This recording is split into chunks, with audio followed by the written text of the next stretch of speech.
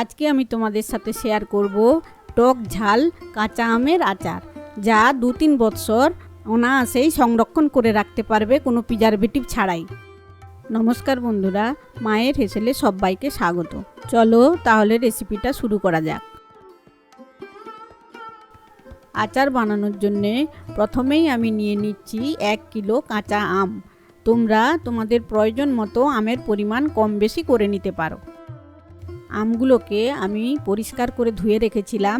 এবার একটা kitchen towel দিয়ে খুব ভালোভাবে মুছে নিচ্ছি, যাতে একটুও না জল লেগে থাকে। এই আচার বানানোর জন্যে আমের খোসা ছাড়ানোর কোনো প্রয়োজন নেই। আমগুলোকে মাঝখান থেকে একটা চেলা করে নিয়ে ভেতরে আমের কুচিগুলো ফেলে দিতে হবে। এবার আমগুলোকে মাঝারি সাইজের টুকরো করে কেটে নেব। তোমরা চাইলে আমের টুকরোগুলো ছোট বড় করতেই পারো, এতে স্বাদের কোনো রকম পার্থক্য হবে না। দেখো, আমের টুকরোগুলোকে আমি ঠিক এরকম রেখেছি। দেখো, কিছু কিছু আমের মধ্যে এই রকম পেপারের মতো একটা আস্তরণ থাকে, এটাকে ফেলে দিতে হবে, না হলে আচার খারাপ হওয়ার সম্ভাবনা থাকে। দেখো, এটাতে খুব ভালোভাবে বোঝা যাচ্ছে। বাকি আমগুলোকেও একইভাবেই কেটে নিয়েছি। 1 কেজি আমের জন্য আমি এখানে 1.5 টেবিল চামচ নুন ব্যবহার করছি, আর দিয়ে দিচ্ছি 1 টেবিল চামচ হলুদ গুঁড়ো। এবার সব কিছুকে খুব ভালোভাবে মাখিয়ে নিতে হবে। খেয়াল রাখতে হবে প্রতিটা টুকরোর গায়ে যেন নুন হলুদটা সমানভাবে লাগে। একটু সময় নিয়ে ধীরে সুস্থে মাখিয়ে নিলে ভালো হয়।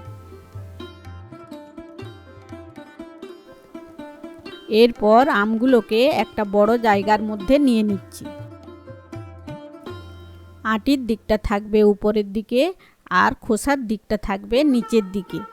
এইভাবে একটু ফাঁকা ফাঁকা করে আমের টুকরোগুলোকে সাজিয়ে নেব, তাহলে আমগুলো শুকোতে সময় কম লাগবে। ভালোভাবে সাজিয়ে নেওয়ার পর রোদ্দুরে দিতে হবে। এইভাবে 2 দিন টানা রোদে রেখে আমগুলোকে শুকিয়ে নিয়েছি।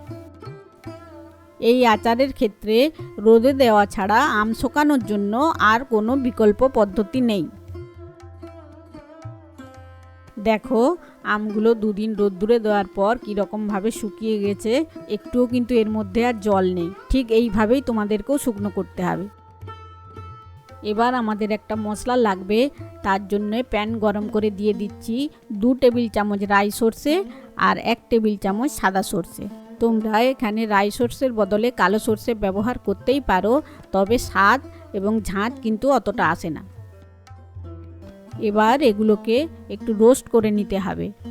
খুব বেশি করার দরকার নেই, একটু হালকা গরম হলেই হবে, না হলে সর্ষে তেতো হয়ে যাবে। এটাকে একটু ঠান্ডা করে নেব। এবার 1 টেবিল চামচ মেথি রোস্ট করে নেব।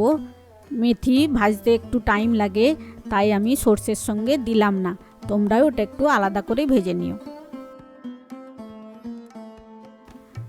আর আমাদের লাগছে 1 টেবিল চামচ জোয়ান, 1.5 টেবিল চামচ মৌরি আর 1 চামচ মতো কালো জিরে। এবার এগুলোকে লো হিটে 1 মিনিট মতো রোস্ট করে নেব।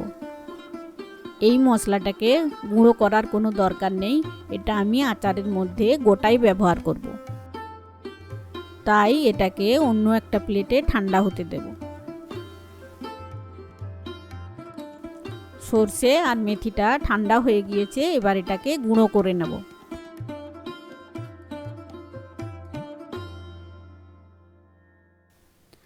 আচার বানানোর জন্যে মশলা একদম ফাইন পেস্ট ভালো লাগে না, তাই এইরকম একটু দানা দানা ভাব রাখতে হবে।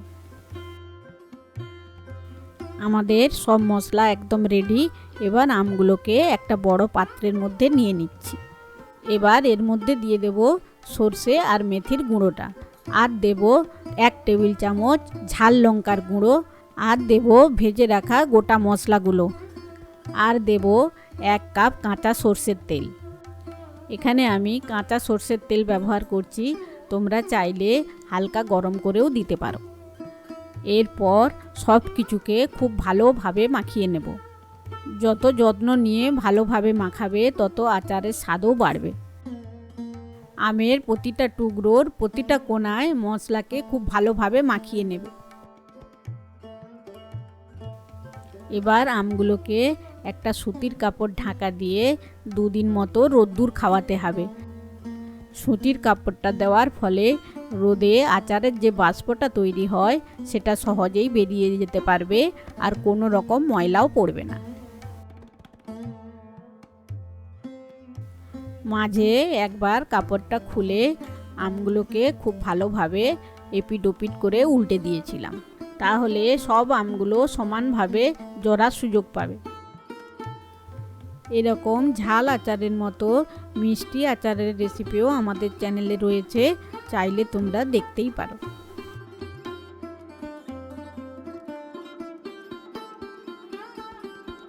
দুদিন রোদ খাওয়ানোর পর দেখো আমাদের আচার একদম রেডি।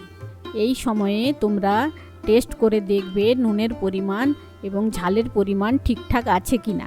তোমাদের যদি নুন কম মনে হয় তাহলে নুন একটু রোস্ট করে নিয়ে এখানে দিয়ে দেবে।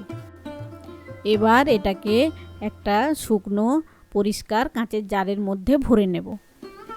আচার সব সময় কাঁচের জারেই রাখতে হয়, নাহলে বেশি দিন ভালো থাকে না। এই আচার কখনোই ফ্রিজে রাখতে যেও না, মাঝে মাঝে রোদ্দুর দিলে আচার আরও ভালো থাকে। সব শেষে দিয়ে দিচ্ছি 1 কাপ কাঁচা সর্ষের তেল, দিয়ে জারের মুখটাকে ভালোভাবে টাইট করে বন্ধ করে দেব। এবার তেলটাকে আমের গায়ে ঝাঁকিয়ে ঝাঁকিয়ে ভালোভাবে মাখিয়ে নিতে হবে। 2-3 দিন পর এই আচার খাওয়ার জন্য একেবারেই উপযুক্ত হয়ে যাবে।